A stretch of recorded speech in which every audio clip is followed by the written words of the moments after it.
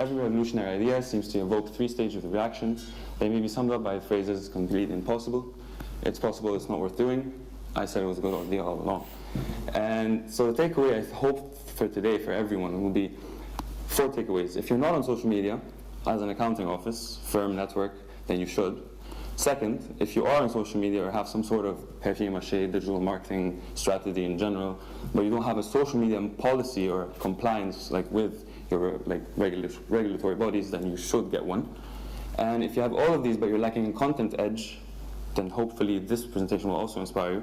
And lastly, if you have all of the above, but you don't have a social media marketing strategy, so social media marketing, again, let me specify, how to drive traffic or how to drive traffic or leads from your social media platforms onto your website, for example, or onto your actual, where your landing pages are, where your products are, where whatever awareness you're trying to drive. So that hopefully also you'll be inspired by this presentation. So while marketing and advertising are 2 ways accountants can increase business, social media can directly accomplish both. Social media is, for me, it's the beauty of it is that you're not only it's not a one-way tool, it's not a one-way message, it's collaborative. Right now we're living in an age where people are smarter than advertising. I think people need to know what they're getting into. Even if accounting is very, I think, an introverted, profession on social media, it still benefits to be on social media, to be there, and for your customers, for everyone, just the presence of it, even if you're not promoting any specific product, but I'll show you later on the different types of content that can go into your social media. So I'll just go with a quote from Ted Birkin. He's a president and partner of Peppercom. It's a strategic communications and public relations agency with experience in financial, consumer, technology, B2B, and industrial markets. So he says, and I quote, "We've heard it all as a firm. Our clients aren't using social media. Why should we? Social media is for consumer brands, not accounting firms. Social media poses too much risk, and we can lose control of the conversation. The objections are plentiful, and the excuses are easy. However, the regards for those that do it right can be very handsome." So I'll start with pros and cons. Just go through them. So I like to start with cons always. I don't know why I separated regulations and daunting task of risk assessment. They're the same bullet point. I thought it was just too long to have one bullet point. So the non-billable argument. So where's my ROI? What am I doing on social media? Where I don't see any numbers, which is not true. Social media can give you numbers and can give you hard data. And regulations, regulators, and the headache of compliance.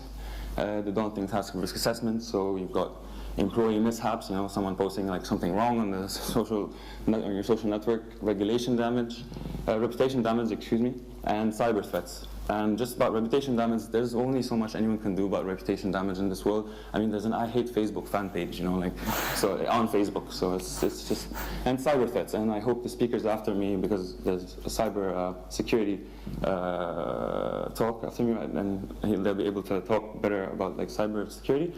I don't know risk. I don't know risk. I don't know, it's not my thing, but I know it from a cursory reading. So I'll just go through this quickly. So the non-billable argument. As we'll see later again in the presentation, how we can extract concrete ROI from social media marketing and digital marketing in general, if you have a strategy, if you have an actual strategy, not just some different platforms, willy-nilly lying around. So I know I'm sitting with everyone, and here you all love numbers and hard data. Trust me, digital marketers do too. But sometimes the qualitative can't be measured. And so social media can be a counterpunch to bad publicity. You can, before any bad publicity happens, you can go on social media, you can do a PR campaign, less costly than any other medium, any traditional medium. Again, slide. So, again, these are regulatory bodies and a lot of them, some of them are here today, and they put the guidelines for how to comply for social media, what to do, what not to do.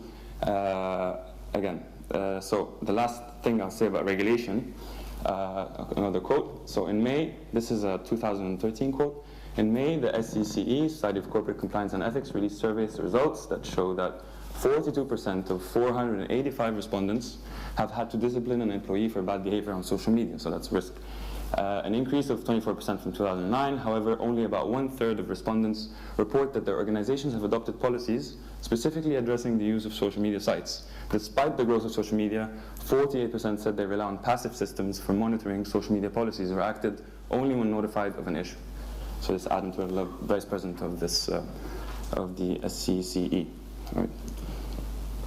So solutions for these so for risk assessment and for regulation are many. Like now we have SaaS is software as a service. We've got so many SaaS companies that are extremely useful in facilitating the process of compliance for firms. They can track and report social media activity, give you and actually create a guideline for your entire organization or office or network. Again, case in point, email. About 15 years ago, people were saying should we let employees use email? It's the same exact conversation.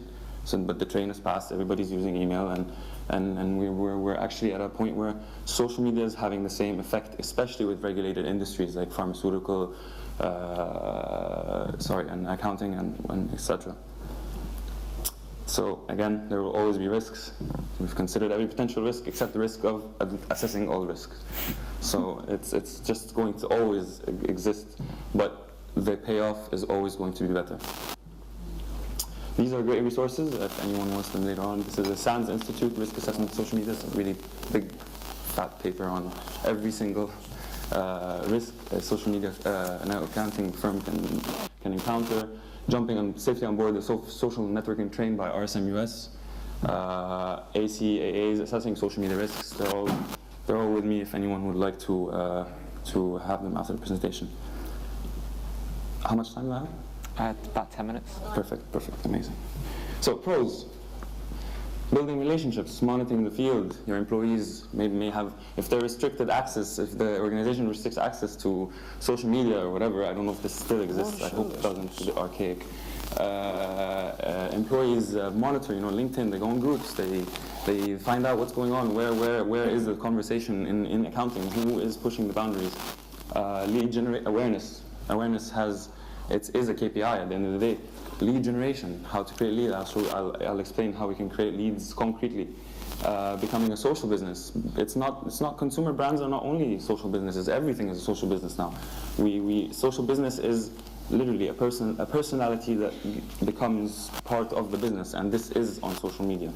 Low cost marketing, lower than any of print or traditional advertising platform channels. Recruitment. Last year, next year, won because of recruitment on LinkedIn. Increased web visibility. So the more you are on social media, the more people talk about you, or the more you are mentioned in whatever event, whatever your organization is going through, you increase your search engine optimization, you increase your ranking as a firm, and that because of the creation of backlinks. I'm not going to go into that very much, but anyways. Sorry, excuse me. So in general, even if you have a risk mitigation process in place and an ironclad social media policy for your organization, what's even more important is to properly train your staff in the know-how of social media. So this goes for working on your social media efforts as well as the entire organization. So I'm not a fan of letting anyone be on get access to the page of your organization or office. You should have a good social media team or a digital marketing team that knows exactly what they're doing in order not to create too much disruption or problems for your network organization or office again.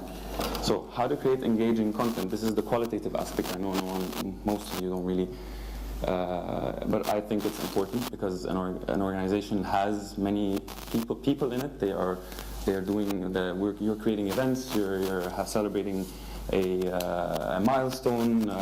All of these things are extremely important to showcase on your social media platforms.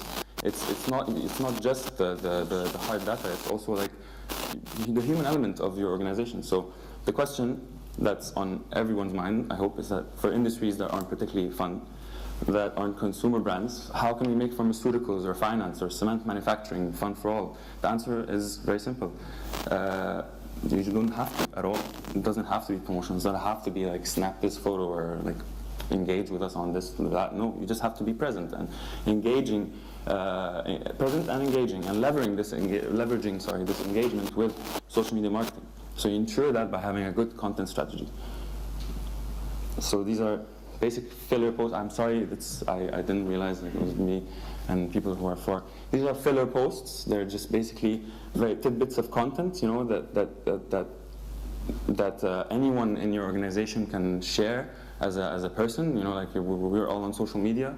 We all monitor. If we have like, if our organization is sharing like, for like, you know, holiday cheers or quotes by like interesting people, these if you have a good like employee advocacy strategy, and like you actually tell employees like that you could, if you share like this amount of posts, like this is part of, you know, your KPIs as an employee, it helps with awareness, helps with reach, helps to drive like interest in the firm or in the organization.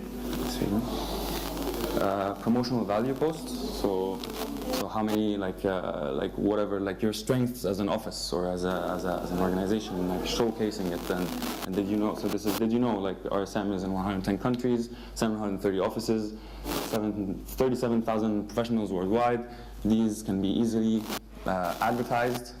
You can use any Twitter advertising, LinkedIn advertising, Facebook advertising to drive awareness, to drive more, like to create ads and actually like generate interest in the organization. Whether it's B2B or B2C, like a platform like Facebook or LinkedIn, it's still promotion. Same thing, content curation. So like how to curate content, from websites that are about like what's going on in the world of accounting, different news sources, etc. The human element, as I was saying again, like an organization has people. People are doing something in my organization, in my office, and I think that's also important to showcase in your social media strategy. I'm going to get to the digital marketing part. It's going to be a bit more data-driven, so I think you'll be more interested in that. These are just different softwares and solutions for your social media team or digital marketing team.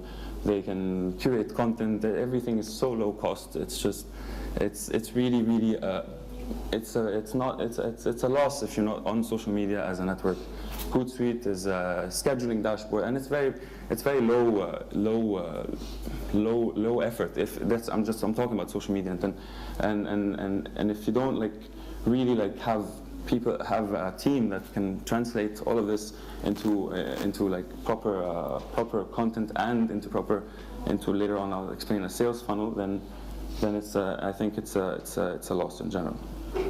So, using social media marketing to leverage lead generation and ROI. So as I said, digital marketing social media is a part of digital marketing. You've got many channels, and a lot of them are, except for social media, which again can be data driven.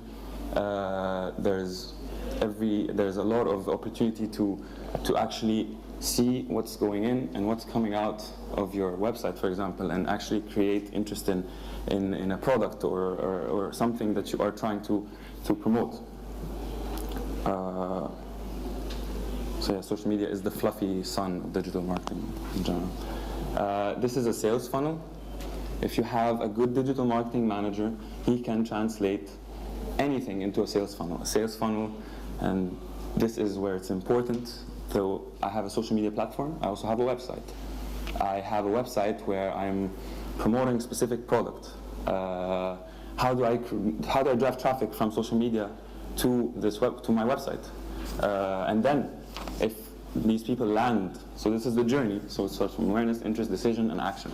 So if they land on my website, are they landing on a landing page where they're actually like writing, like putting down in an opt-in form, you know, to like find out more about like X, Y, Z product in the organization. So, and I was talking about the application.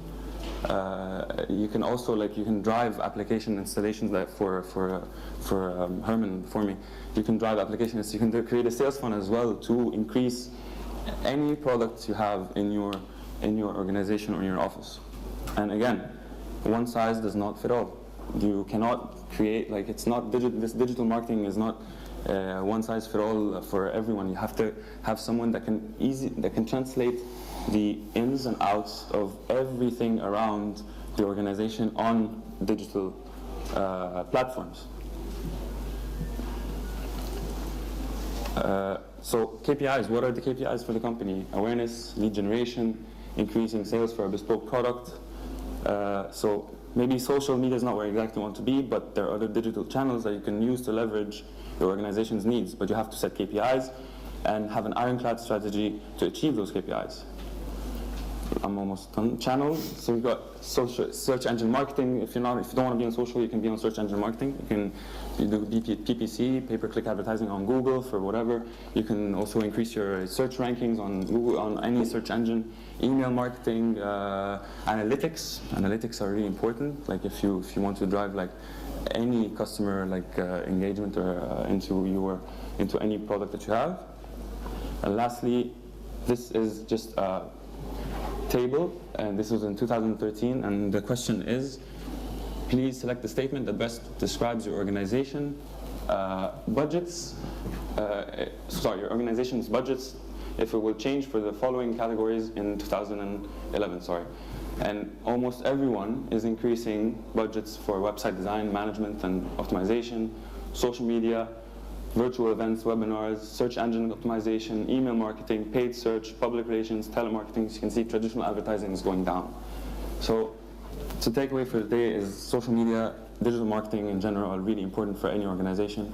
If you like the data side, you can leave out the social media side, even though I think they're all important. An inclusive strategy is important.